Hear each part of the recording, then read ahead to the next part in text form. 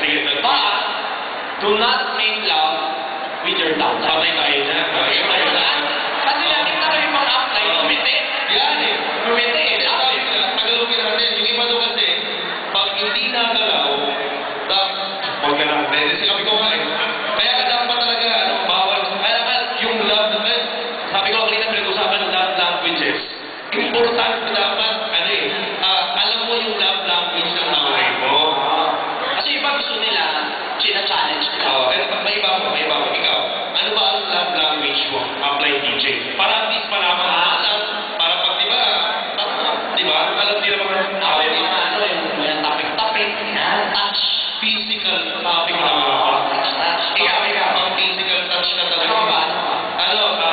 More on acts of service. Yeah. Pwede. Pero maganda, kasi tinapik ni Sir Arnel kanina ni Rich. Totoo lang, ang ating mga especially si Sir Arnel, hindi ko nakita na hindi ayos. Parating ayos. Exactly. Talagang dressed up very well. Talagang yung confidence mataas kasi magandang ginagawa mo eh. At the same time, yung gusto yung step 1 niya, ang attitude is to become very positive. Ang yung pag-network kapag ikaw yung upline, ikaw yung negative, imagine mo subok sa'yo sa kanay mo, check up mo, hira. Sabi mo, ako rin yun. Ang hirap mo. Kaya dapat talaga as upline, talagang di ba sabi natin, number 1 principle of networking, all of the positive, report it down the line. Lahat ng negative, report it pataas. Yes! Okay! Gusto niyo pa ba matuto? Parang kulang na. Dito tayo, para marinig na tayo lahat. Handa ba kayo? Do one more! Eto na, amigo. Mainit na. Ito, ako, personal experience, napakalupit nitong tao ko. Sobrang lupit. Actually, most of us, marami nga naghahanap sa mga bookstore, ano bang yung mga libro, makakatulong tayo about networking, para lumalik tayo sa networking. Pero alam mo ako nakakatawa, wala akong nakikita sa bookstore na encyclopedia pinag-uusapan networking. May nakita ka na ba? Wala pa. Alam mo bakit? Bakit? Ha? Alam mo bakit? Bakit? Kasi yung encyclopedia ng networking wala sa bookstore. Yung encyclopedia ng networking naglalakad, humihinga, nagsasalita, at nasa A global siya. Yes! Nakatawang tao! Ang pera ng ate. Yung encyclopedia, ito napakalapit kasi even whatever you want to know, talaga with his deep experience and lagi nagbabasa, he's constantly Sources ng training natin. Exactly. Mentor. Okay? Okay. So, welcome. Para sa tampo, isang milyon! Kulang yan. Kailangan nakatayo tayo lahat. Let's all welcome, mga kaibigan. Todo natin bakit dumami ang yumayaman sa global sa buong mundo. Let's all welcome, 1 milyon! 2 milyon! 3 milyon! At milyon wala pa for Vice President for Business and Development, Mr. Jorge Gonzalez!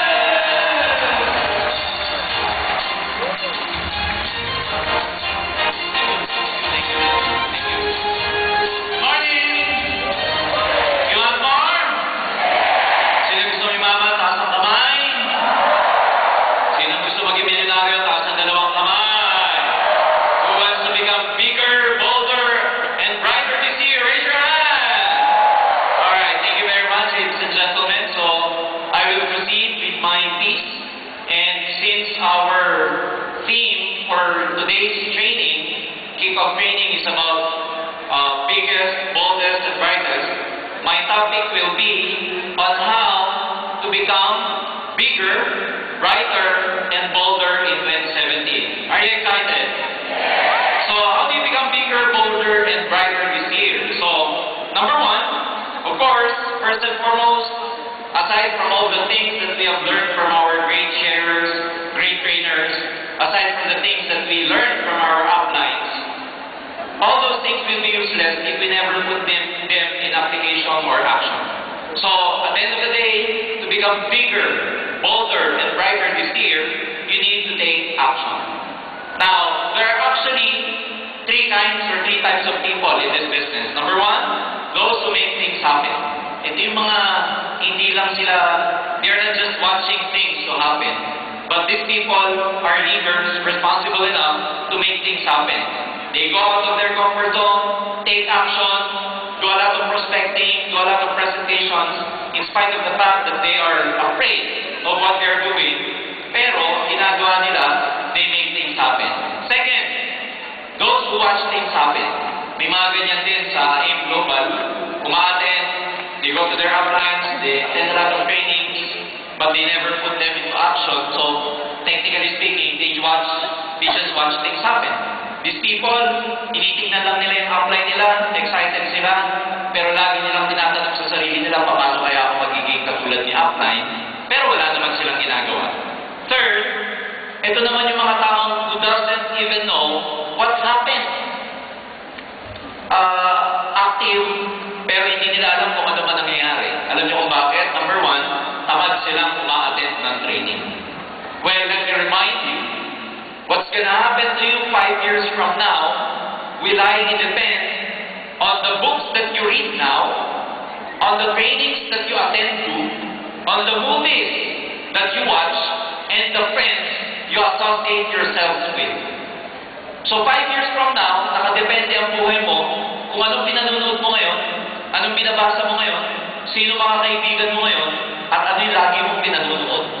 And I'd like to congratulate each and every one of you because your interest, your enthusiasm in attending today's training simply shows na ikaw, a few years from now, magbabago na rin ang buhay mo.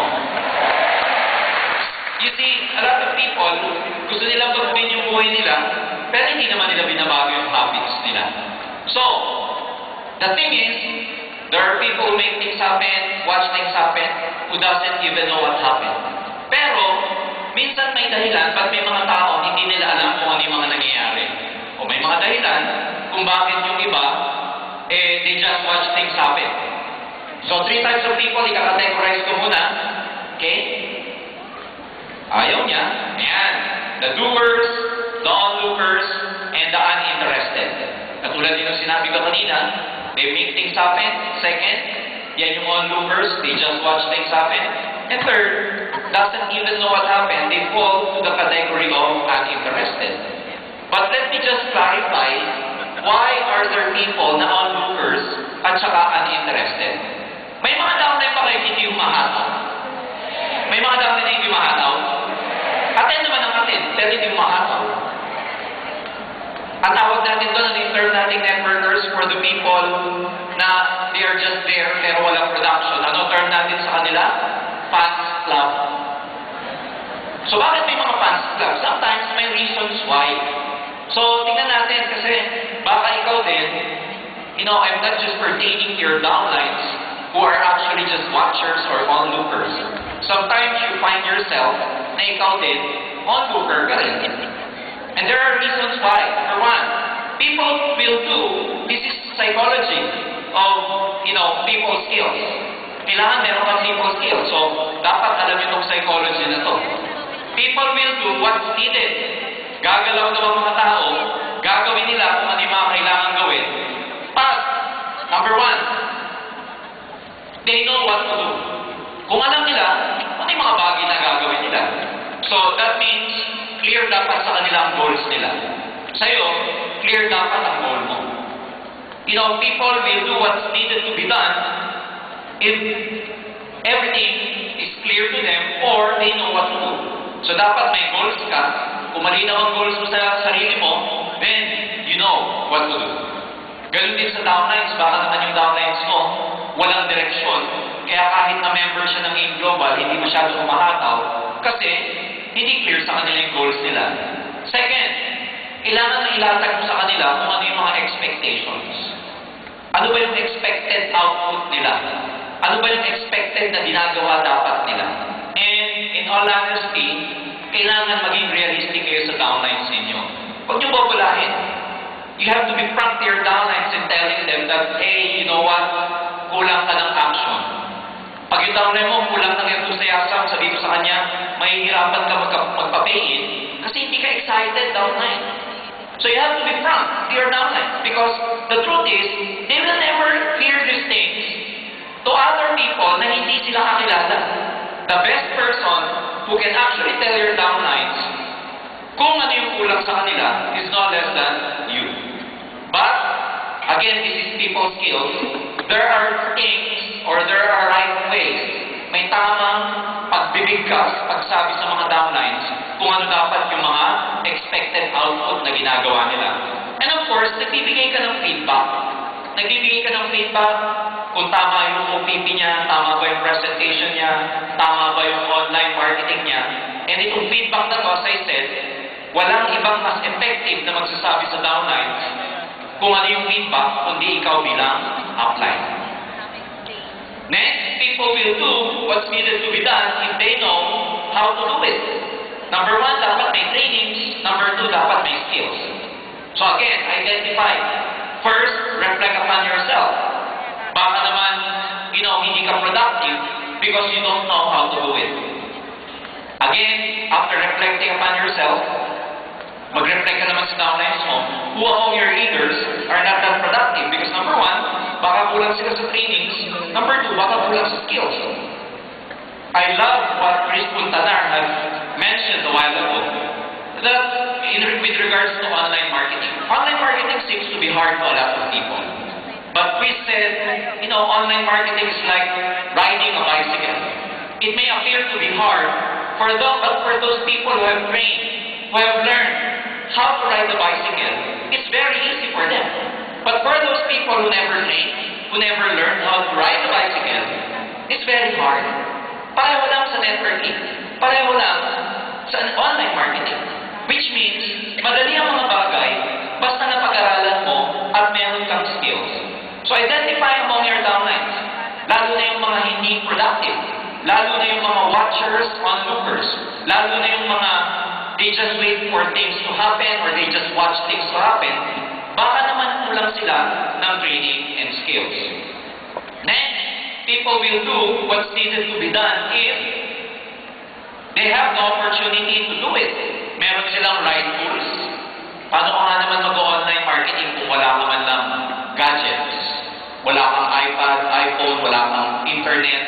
So, you have to make sure. Kaya I believe, dun sa mga nagtuturo ng online marketing, ang una yung tinuturo sa kanila, of course, magkaroon sila ng right tools. Especially, the gadgets. O kaya, number 2, magandang internet connection. Kasi, it's very hard to build online pagpalpak yung internet connection mo, tapos, hindi maganda o hindi user-friendly yung mga ginagamit mong gadgets. Next, of course, kailangan ng tao ng resources.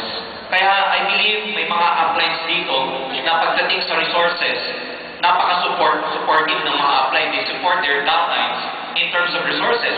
I know some leaders, both here in Luzon, especially in Mindanao, they try to build an internet hub for their group. One classic example is Mr. DM Ebora of General Santos City. Si DM, alam niyo ang ginawa niya to support his online group, mga onliners sa Africa. Nagpagawa po siya ng office, tapos maraming units ng computer. Parang internet cafe, ang dami pong units ng mga computers. Tapos lahat ng onliners downline niya, nandun sa hub na yun. So in a way, support niya yun, resources na kailangan ng grupo niya yun para makapag-build online. What I'm saying is that hindi naman necessarily na ikaw din mag-build ng hub for your group. But the fact is, kung ano yung kaya mong i-support sa downline mo in terms of resources, you have to support them and give them. Because at the end of the day, you have to understand, your best asset in this business are people. Can you say people? Can you say people? That's why if you take care of your people will take care of your business. So, huwag kayong magdadamot sa mga downlines. Sa lahat ng pagdadamutan, please believe me, huwag niyong pagdadamutan ng mga downlines niyo sa time, money, and other resources. And of course, people will do what's needed to be done if they have the motivation. I've been here long enough to tell you, I've done network marketing for the last 20 years. Even the best people, they lose the enthusiasm, they lose the work energy, they lose the ethics simply because they lose the motivation. I am always a believer of motivation. That's why personally I dispute some trainers, some authors who will say that, you know what, you just take action and you will be motivated along the way. I dispute that. Because by definition, how can you take action if you don't have any motive at all? Kaya nga, ang definition ng motivation is, motive and action. Ang motive is needed to take action. So if you don't have any motivation, how can you take action? So hindi tama yung sasabihin mo sa downline mo, hataw ka lang, mamomotivate ka along the way. There is a truth to that. Kasi mas hindi ka nga naman mamomotivate pag nasa bahay ka lang. But the truth is, you have to remind yourself your deepest why. Kaya nga number 1 topic sa NDO, ano yung why mo? Kasi yung why mo translates to your motivation. Are you with me? Yes. So when you go out tonight, again, ask yourself, ano ba yung motivation mo dito sa Aim Global? Ano ba yung why mo? Now, there is a portion of my trainings, every after topic, meron tinatawag na action steps. And to be able to internalize this, I want this every action step to be interactive. Pag sinabi ko interactive, pagdating natin lagi sa action steps, sabay-sabay nating babasahin. Okay lang ba yun? Ang hindi makasabay, hindi makakapagpag-iin ng 12, 9, 18. 10 years. Okay, ladies and gentlemen, action steps, sabay-sabay tayo. 1, 2, 3. Today, I will begin to develop the habit of action by being a doer. Palakpakan natin yung mga sarili natin. Next, how do you become bigger, bolder this year? Ayan. Of course, it's not just a matter of seizing the opportunity, but handling opportunity. Hindi nyo na kailangan maghanap ng ibang opportunity, nasa Aim Global kayo. So this time, you must be able to handle effectively your present opportunity. You don't have to look elsewhere. Opportunity is defined as a chance for advancement or progress. So by definition ng opportunity, chance for advancement. So hindi siya guaranteed. Kaya nga, kung nasa ang opportunity ka na, do your best. Kasi, ulitin ko, walang guarantee sa lahat eh. Maghanap ka man ng ibang opportunity, hindi rin guarantee ng success mo. Ngayon, nasa Aim Global tayo, meron tayong napakalaking opportunity. Ano yung napakalaking opportunity? Just like what Hall of Famer once said earlier, kung sa 1,500 napakaraming imaman, ang opportunity mo sa Aim Global ngayon. Ngayong 2,000 na ang matches bonus nyo, mas dadami lalo ang yayaman dito sa negosyong ito. So that is your present opportunity. We often make our own breaks by seeing opportunities when others do not. That is, kailangan tignan nyo yung Aim Global na big break ninyo. Kasi katulad ng sinabi dito, break mo yun. Pag may nakita kang opportunity, tapos yung iba, hindi makita ang opportunity yung nakita mo. Kaya pag nagpe-present ka, huwag sasama yung loob mo pag ayaw ng mga prospects mo. Alam mo, sasabihin mo lang sa sarili mo, pag ayaw ng prospects mo, if your prospects turn you down, you know what? The thing is, you saw the same opportunity. And when you present this business to your prospects, they don't have any enthusiasm and they don't appreciate what you have presented. Well, be thankful. Kasi sabi nga, di ba? Own break mo yung makakita ka ng opportunity. Kaya pag mga kaibigan ka, prospects ka, na hindi maniwala sa'yo, sabihin mo na lang sa sarili mo, sorry sa kanila, wala silang break. Wala silang break. Big break din na itong Aim Global. Kaya kahit anong mangyari, huwag na huwag kang mag-quit. How do we recognize opportunity? Keep your eyes open for new ideas, new products, or new slants on products. Just like now, our global package starting tomorrow will be 12,980. Open your minds. Huwag mong isasara. Dalawa. Ang approach, dalawa. Ang magiging feeling ng tao sa 12,980. Number 1, ano? Yung negative. Yung 7,980 nga, ang hirap ng magpa-pay-in. Lalo na itong 12,980. Yan yung unang mararamdaman. Pero yung pangalawang mararamdaman mo, wow! 12,980 na ang global pack. Mas marami nang maniniwala sa akin. Bakit? Kasi dati, sa 7,980, sa sobrang liit ng puhunan,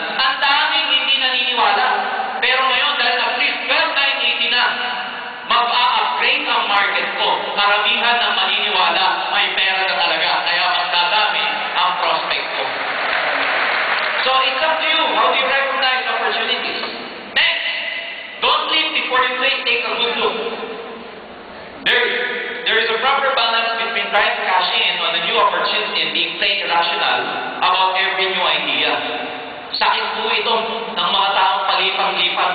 Hindi nila makita yung opportunity sa present opportunity nila, kaya tingin sila ng tingin sa iba. And I'd like to take this opportunity. Leaders and global distributors, with our transition from 7,980 to 12,980, believe me, there's going to be a lot of competitors who will undermine our change, our transition. Maraming tao, mananamantala, inaabangan yung 12,980 natin. Kasi bakit nila inaabangan? Sasabihin nila, nako, ang AIM Global yung 12,980, kaya sa taas kasi nag-overpay na. Ang AIM Global, 12,980, kaya nagtaas kasi lugi na. Dito na lang kayo sa amin. Ang pay-in dito sa amin, 12,500. Pero ang direct repelan yun. So sabihin nila 12,500, pero ang direct referral dito sa amin, 2,000 pesos. Tapos ang ferry, 2,500. Kaya alam mo, people, may maaligid-aligid na dyan sa Robinson's Galleria. Baka yung katabi mo taga doon, isurbol mo na taga-AIM Global yung katabi mo ngayon. Sabi mo, uy, taga-AIM Global ka ba? Kasi reportedly, a lot of people have reported to us, may bagong company tatayo, 12,500 yung kanilang pay-in, yung left and right, 2,000, 2,000, 2,500. Ang laki! Alam mo kung bakit? Kasi naka-design yun na after 1 year, palitan yung marketing plan. So don't be swayed. Ang tignan nyo lang yung opportunity natin. 12,980, pero believe me, 1,000, 1,000, 2,000, napakarami lalong magiging milyonaryo sa alliance. Don't overlook the opportunities right in your own company. Na-mention ko na yan, kaya hindi po sagot yung palipat-lipat kayo ng company. Huwag kayong maghahanap ng mas madali. Maghanap kayo ng mas credible. Okay? Action step.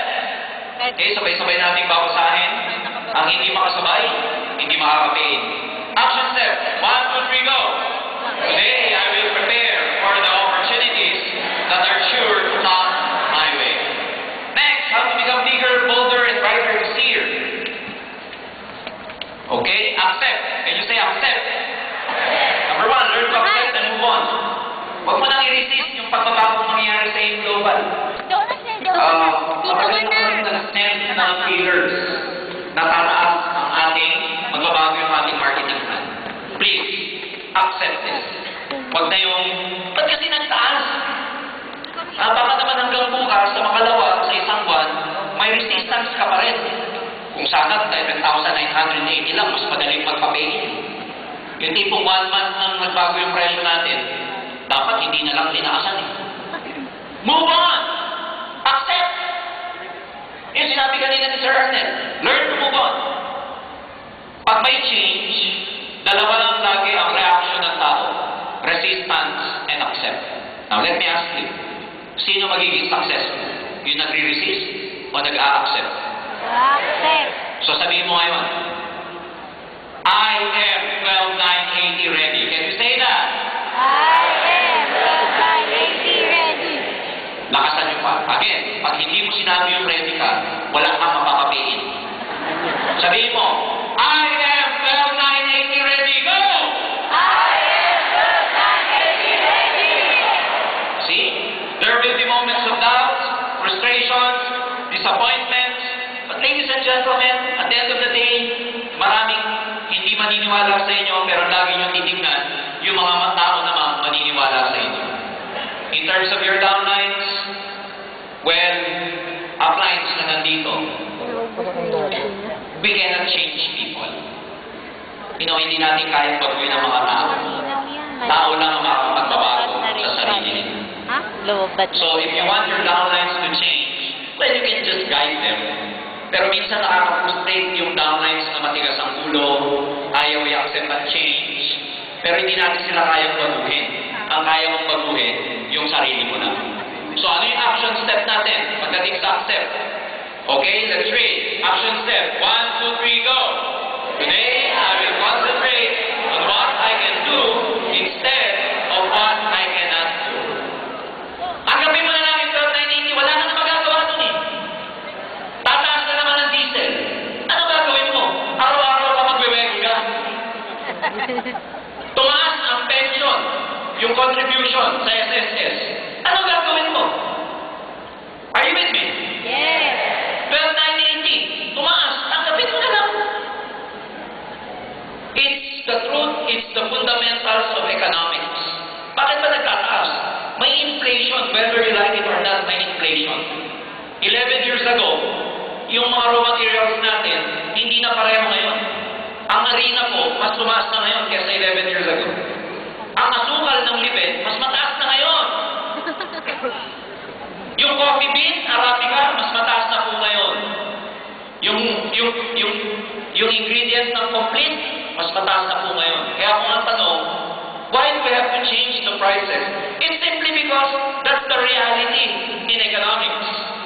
So when people, other companies, our competitors tell you that, lugi namin, nag-overpay, you just tell them, well, off.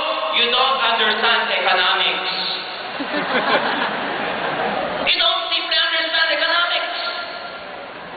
Are you with me? Yes.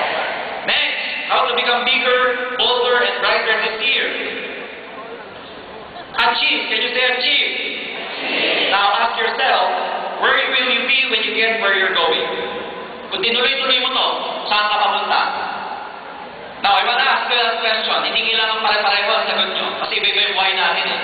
I want you to answer so loud that when I ask you, pag tinuloy-tuloy mo ang Eat Global, saan kayo papunta? See? Yung iba sagot, payaman. Yung iba, milyonaryo. Yung iba, magkakabahay. Yung iba, magkakakotse. Positive lahat yun. Ang worry ko yung sumagot. Pag tinuloy-tuloy mo kung saan ka papunta sa Eat Global, sagot niya, ganun pa din. So, ulitin natin, pag tinuloy-tuloy mo ang Eat Global, saan kayo papunta? See? So, what are your ambitions and what are your goals? Let me remind you about your dreams. Suggestions to help you reach your dreams in life. Okay? Bakit? Ayan. Don't be afraid to dream big dreams. Nasa Eat Global ka, lakihan nyo ho yung psychological wallet nyo. Sabihin mo, psychological wallet. Try to enlarge your psychological wallet. We're not talking about, how do you become a millionaire? Of course, when you have millions, you become a multi-millionaire. So stop focusing on thousands or hundreds of thousands of pesos. No, try to increase your psychological wallet. Kaya ka milyonaryo kasi marami kang milyon. Ang pera mo milyon. Kasi po, Pag ang pera mo thousands, ang tawag sa'yo, thousander. 1,000. Ulitin ko. Millionaires are called millionaires simply because they have millions. So you become a millionaire if you have millions. If you have thousands, what do we call you? Thousander.